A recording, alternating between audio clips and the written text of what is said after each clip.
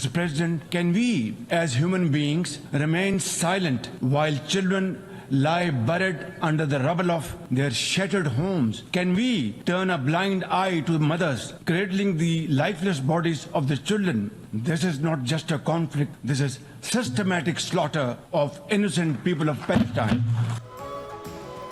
فلسطینی بچے زندہ دفن ہو رہے ہیں، جل رہے ہیں اور دنیا تماشائی بنی ہوئی ہے۔ وزیر اعظم کا اقوام متحدہ کی جنرل اسمبلی سے خطاب، فلسطینی عوام کے لیے آواز حق بلند کر دی۔ اسرائیلی مظالم کی مذمت کرتے ہوئے کہا، ہم فلسطین کی مقدس سرزمین پر بڑا المیہ رونما ہوتے دیکھ رہے ہیں۔ اسرائیل کو جارحیت بڑھانے کی کھلی چھٹی ملی ہوئی ہے۔ صرف مذمت کرنا کافی نہیں، ہمیں اس خون ریزی کو روکنا ہوگا۔ فلسطینی ریاست قائم کی جائے جس کا دارالحکومت بیت المقدس ہو۔ وزیر اعظم نے مطالبہ کیا کہ اقوام متحدہ فوری طور پر فلسطین کو اپنا رکن تسلیم کرے۔ غزہ میں مصائب ختم کرنے کے لیے فلسطین کے 2 ریاستی حل کی ضرورت ہے۔ اسرائیل لبنان پر بھی بلا اشتعال بمباری کر رہا ہے۔ صہیونی وزیر اعظم کو سب سے بڑے عالمی فورم پر بدترین رسوائی کا سامنا۔ نیتن یاہو کے خطاب کے موقع پر پاکستان سمیت کئی ممالک کا زبردست احتجاج۔ وزیر اعظم شہباز شریف کی قیادت میں وفد کا بوائیکاٹ۔ ترکیہ، قطر، عراق، ایران اور دیگر ممالک کے نمائندے بھی اجلاس چھوڑ گئے۔ اقوام متحدہ کی جنرل اسمبلی کا فلور خالی ہو گیا۔ نیتن یاہو نے ہٹ درمی کا مظاہرہ کرتے ہوئے کہا کہ میرا ملک حالت جنگ میں ہے، حزب اللہ کے خطرے کے خاتمے تک لڑائی ختم نہیں ہوگی۔ حماس کی نصف عسکری قوت ختم کر چکے، سعودی عرب سے سفارتی تعلقات چاہتے ہیں۔ India's policy of brutal coercion and oppression in occupied Kashmir has ensured that Burhan Wani's legacy continues to inspire the struggle and sacrifices of millions of Kashmiris. Bharat نے 2019 میں غیر قانونی طور پر کشمیر کو ہڑپ کیا۔ کشمیری عوام ایک صدی سے حق کے خود ارادیت کی جنگ لڑ رہے ہیں۔ وزیر اعظم نے کہا، بھارتی حکومت کشمیر میں مسلم اکثریت کو اقلیت میں بدلنے کی مذموم کوشش کر رہی ہے۔ جوشیلے خطاب کے دوران شہید برہان وانی کا بھی ذکر۔ بولے، بھارتی مظالم کے باوجود کشمیری نوجوان برہان وانی کی میراث پر عمل پیرا ہیں۔ مسئلہ کشمیر کو اقوام متحدہ کی قراردادوں کے مطابق حل کیا جائے۔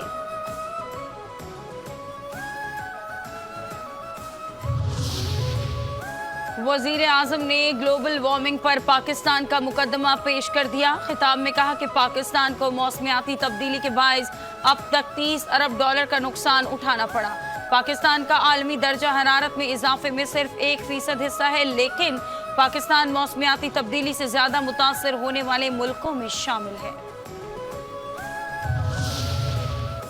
دہشت گردی کو جڑ سے ختم کرنے کے لیے پرعزم وزیر اعظم نے باور کرایا، ہمارے بہادر جوان، بچے اور شہری اس ناسور کا مقابلہ کرتے ہوئے شہید ہوئے۔ پاکستان کو بیرونی امداد سے ہونے والی دہشت گردی کا سامنا ہے۔ بدقسمتی سے پاکستان میں دہشت گردی کرنے والے گروہ افغانستان میں موجود ہیں۔ کالعدم TTP، BLA اور مجید بریگیڈ کی موجودگی افغانستان میں ہے۔ افغان عبوری حکومت سے توقع ہے کہ وہ سرحد پار دہشت گردی میں ملوث گروپوں کے خلاف کارروائی کرے گی۔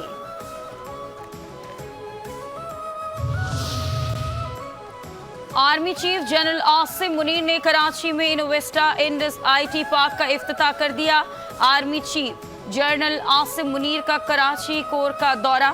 IT پارک کے افتتاح کے موقع پر کہا کہ IT پارک نوجوانوں کو اس شعبے میں معیاری تربیت فراہم کرے گا۔ جنرل عاصم منیر نے کہا کہ معاشرے میں مایوسی پیدا کرنے کی کوششیں کرنے والوں کو اجتماعی کوششوں سے شکست ہوئی ہے۔ اس طرح کے منصوبوں کا مقصد IT انڈسٹری کی ترقی کے لیے سازگار ماحول فراہم کرنا ہے۔ تقریب میں وزیر اعلیٰ سندھ مراد علی شاہ اور تاجر رہنماؤں کی بھی شرکت۔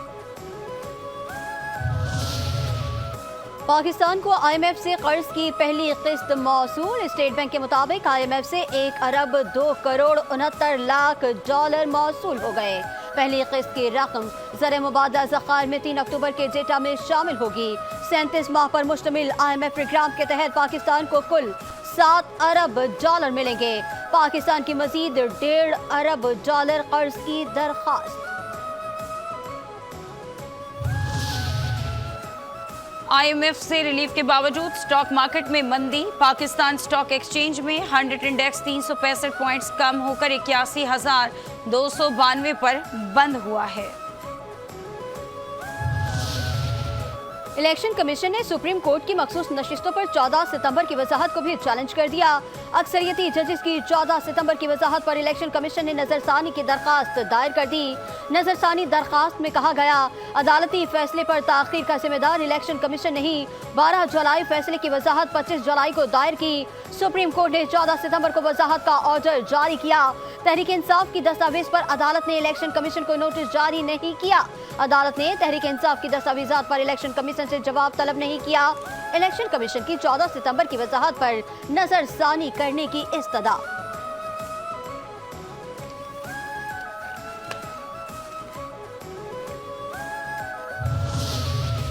आर्टिकल 63 नजरसानी अपीलों का मामला। सुप्रीम कोर्ट ने कॉज लिस्ट जारी कर दी। चीफ जस्टिस ऑफ पाकिस्तान काजी फाइज ईसा की सरबराही में 5 रुकनी लार्जर बेंच 30 सितंबर को समाअत करेगा। Justice Munib Akhtar, justice Aminuddin Khan bench में शामिल। जस्टिस जमाल मंदुखेल और जस्टिस मजहर आलम मियां खेल भी लार्जर बेंच का हिस्सा हैं। समाअत 30 सितंबर पीर को 11:30 बजे होगी। आईनी कोर्ट्स वक्त की अहम जरूरत है। हजारों केसेस ज़ेरे अल्तवा हैं। आईनी तरमीम के हवाले से बिलावल भुट्टो का मौक़िफ़ वाज़ेह है। मखसूस सीटें मांगने सुन इत्तेहाद वाले गए, सीटें PTI को मिली। हम ऐसी कोई चीज़ नहीं चाहते, मेरिट पर मामला चलाना चाहते हैं। सिंध के वजीर नासिर हुसैन शाह की मीडिया से गुफ्तगू। कहते हैं सिंध हुकूमत 5 लाख लोगों के लिए सोलर सिस्टम शुरू करने जा रही है कि इलेक्ट्रिक के हवाले से मसाइल हैं। लोड शेडिंग के खात्मे के लिए काम हो रहा है।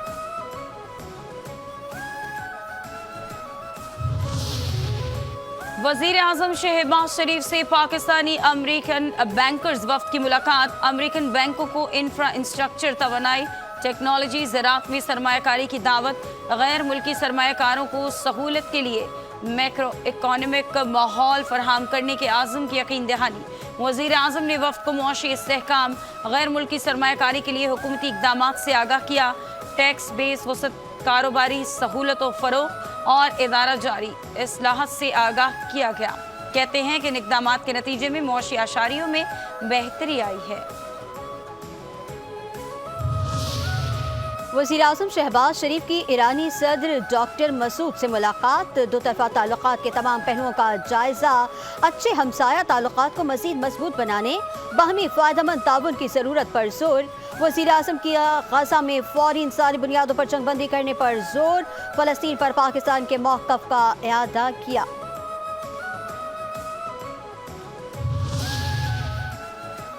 वज़ीर आज़म शहबाज शरीफ से इराक़ के हम मनसब की मुलाकात। बाहमी दिलचस्पी के इलाकाई और बैनुल-अक़वामी उमूर पर तबादला ख्याल।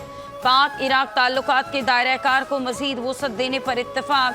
गाज़ा पर जारी इसराइली कत्लेआम पर गहरी तशवीश का इजहार। वज़ीर आज़म का गाज़ा में नस्ल कुशी का जिम्मेदार इसराइल को ठहराने का मुतालबा।